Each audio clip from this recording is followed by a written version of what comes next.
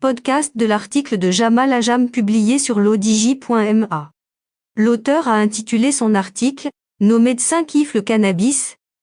Il commence son article ainsi. Après l'adoption par le Parlement marocain, en juin 2021, d'une loi légalisant la production du cannabis, chanvre indien, à des fins médicales, cosmétiques, industrielles, suivie de la mise en place d'une agence dédiée, l'Agence nationale de régulation des activités liées au cannabis, ANRAC, les choses semblent s'accélérer sur la voie de l'exploitation scientifique, légale et utile de cette plante.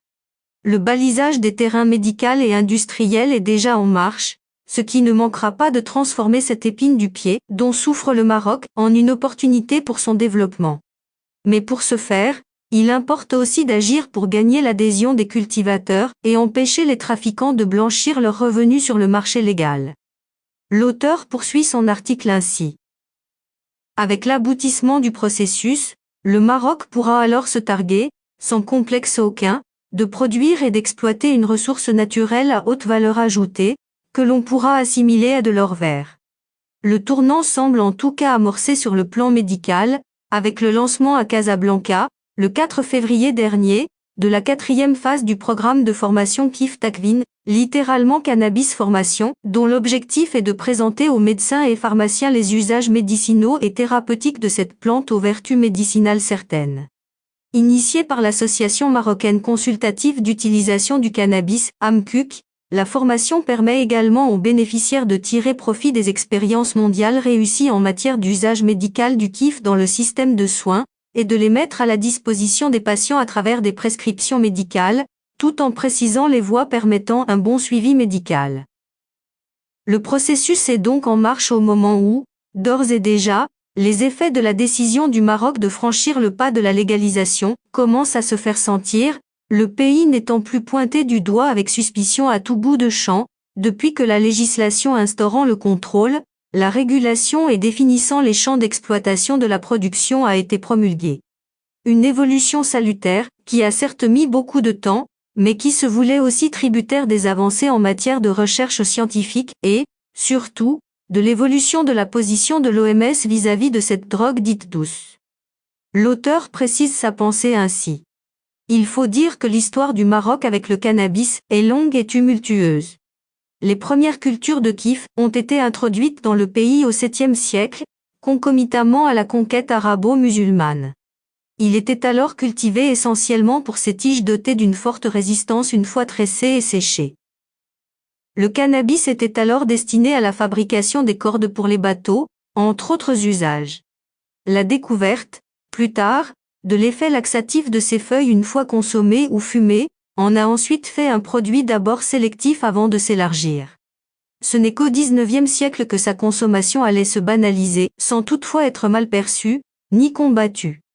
L'intérêt grandissant pour la culture du cannabis, dans le Rif notamment où le climat et la nature des sols y sont propices, a fini par imposer, en 1906, la création de la Régie marocaine des Kif et Tabac, chargée de la collecte de la production auprès des cultivateurs et de sa commercialisation. La prohibition de la culture libre du cannabis, non pas de sa consommation, allait intervenir en 1954. Dans le Rif, l'État pesa alors de tout son poids pour dissuader les agriculteurs de ne plus semer ces graines.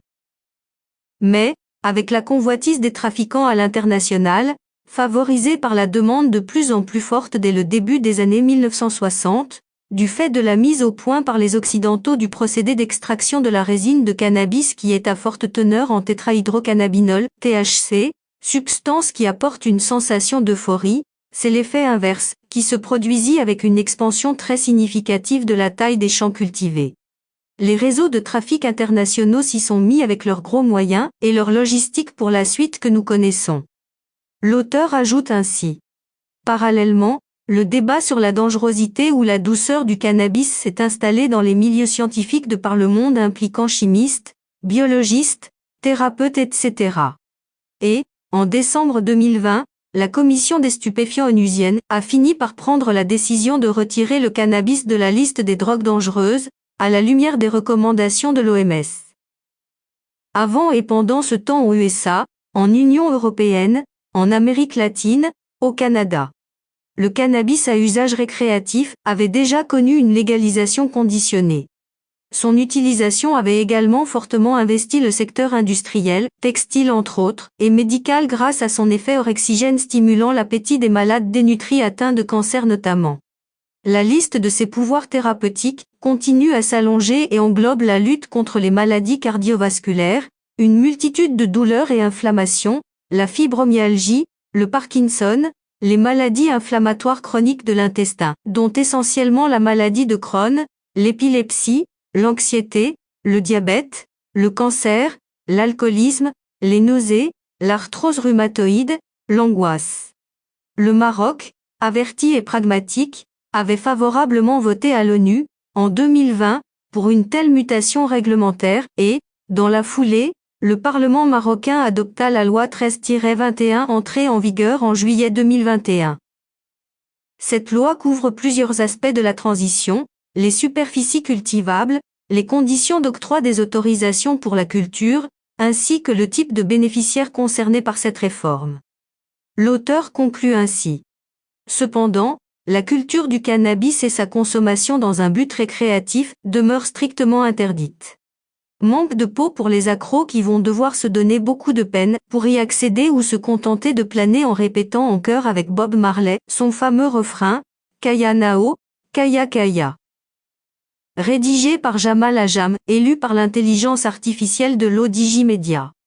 N'oubliez pas de télécharger notre application l'ODJ mobile sur Android et iOS, et de vous abonner à notre chaîne YouTube l'ODJ TV, si vous souhaitez être au courant des dernières actualités, podcasts et émissions télévisées.